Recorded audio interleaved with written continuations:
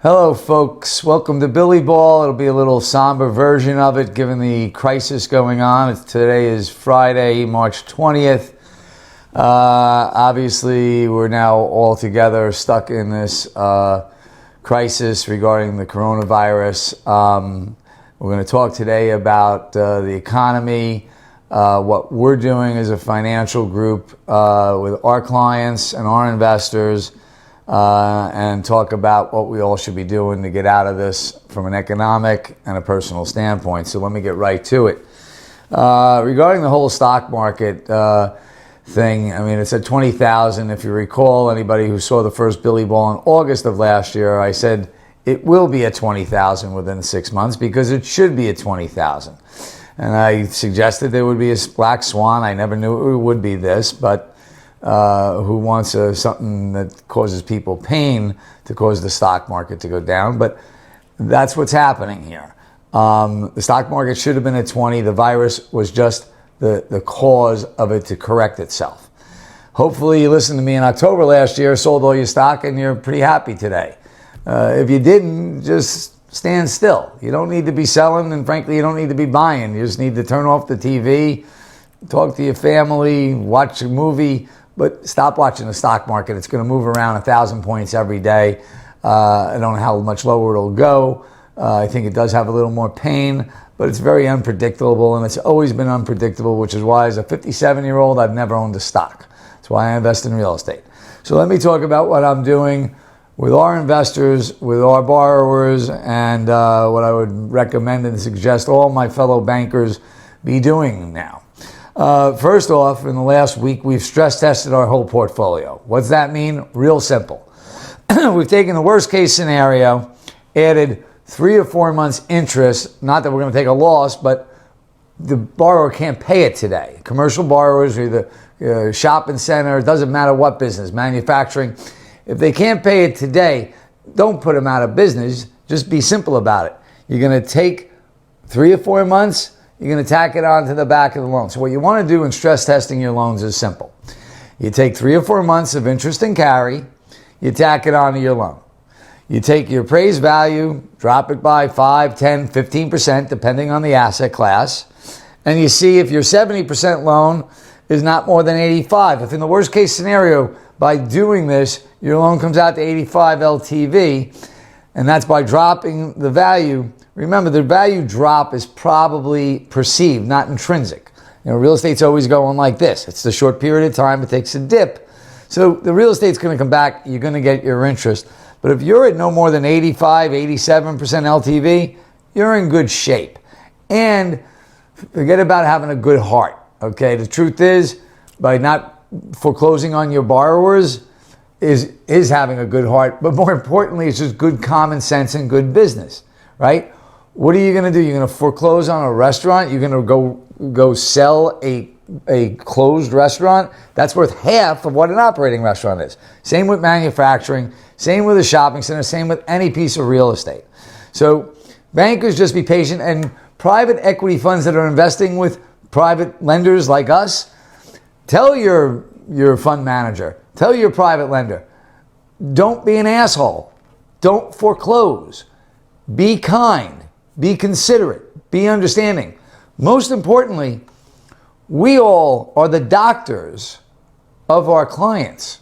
Remember, we've got doctors, and thank God, all the doctors, nurses, everybody taking care of these sick people. You're all doing such great work, and kudos to you all. But bankers, you never really think of yourself like this, but you better start, because our borrowers are scrambling. And that's a good thing. They're waking up every day going, what am I going to do? Well, we have to help them. We have to be their psychologist, their business manager, their investment banker. We need to keep them in the game to get through this. And everybody, we will get through this. We always get through it. We've been through 9/11. We've been through 5 other crises with diseases. And we're going to get through this all. Just be sensible about it. Now, one other thing, very important. This morning, my company, If you saw my BillyBall in December, it was all about do your P&L. Do your P&L. And I said, don't project your income to go up and don't project your expenses to go down. I thought 2020 would be pretty flat. Well, today we redid our December projections. What did we do? We decreased our income projection, and I'm not laying off employees, so we kept our overhead flat, modified some of our discretionary spending, and stressed out our own P&L. So 2 basic recommendations for every business, every lender, everybody. Stress test your loans, stress test your investments, assume the worst, hope and work for the best, and the P&L that you did, and hopefully you did it in December, redo it based on what's going on. Next shoe to drop, though, is, remember, no matter what crisis, in 87, the crash of 87 took the covers off of the S&L fraud, right? So when you saw all the savings and loan guys go to jail, okay? The crash in 08 took the covers off of Madoff and other scam artists like that. So be aware that there will be a second shoe to drop in every substantial crash. There's a fraud that is uncovered. Just keep your eyes open. Be careful. Don't believe bullshit. Real simple. There's a firm on the radio saying they'll make 18 to 21% because it's always a landlord's market. Biggest crock of crap out there. So just be careful. Don't believe you can make 18 to 21%. Today, preserve capital. That's what it's all about. On the whole bailout, yes, I believe there should be a bailout, but not the big banks again. I don't think the airlines who made $80 billion last year should get bailed out. Certainly the cruise ships are owned by foreign companies. I don't know why we're talking about them. We need to worry about Americans. Small business always the foundation. And look, we're going to lose a lot of businesses, but remember one thing, end layoffs. There's 2.5 million people for unemployment last week. Remember one thing, in 08 and 09 were born a number of new businesses. You know, layoffs are painful when they happen, but in the end, how do you think people start new companies? They get laid off. Americans are brilliant folks. We're great at we pull ourselves up by our bootstraps and we come up with new businesses. So look, that's all going to be good. There will be a lot of pent-up demand for everything. When this crisis is over, which hopefully it ends in May, or at least it ebbs down in May and it gets off the TV. Once it gets off the TV, that'll be great. But when it does end, you're going to see demand for just about everything because we've all been cooped up. I'm doing this from my house today. We've all been cooped up. We're going to be cooped up for another few weeks. Right now it's March 20th, second day of spring. I'm dying to get out. So as soon as they let us out, we're all going to go out and spend money. So there will be a lot of pent-up demand. Don't lose your employees. Don't let your business go down the tubes. And just remember, look I get a little flack for this, but there's still only 250,000 cases in the world as of today. Unfortunately and sadly, there are 10,000 people who died. But those people were the majority were over 80 years old. So, look, my father's 85. He's going to die of something. I'm going to die of something. You're going to die of something. But of the 250,000 cases, 88,000 have already recovered. Now, America, we're on the last leg of it. Hopefully, we caught it early. Hopefully, we're being smart. I'm staying home. I caught flack for saying we should all go out to restaurants last week while they were open. I wanted to support the community. Some people said, oh, you're spreading the disease.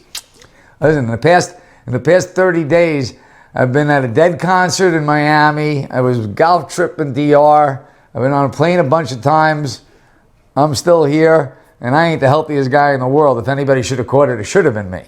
So, look, the crisis still, when you compare it to get this data point, 30,000 people a day for the past decade die of hunger. 30,000 a day die of hunger.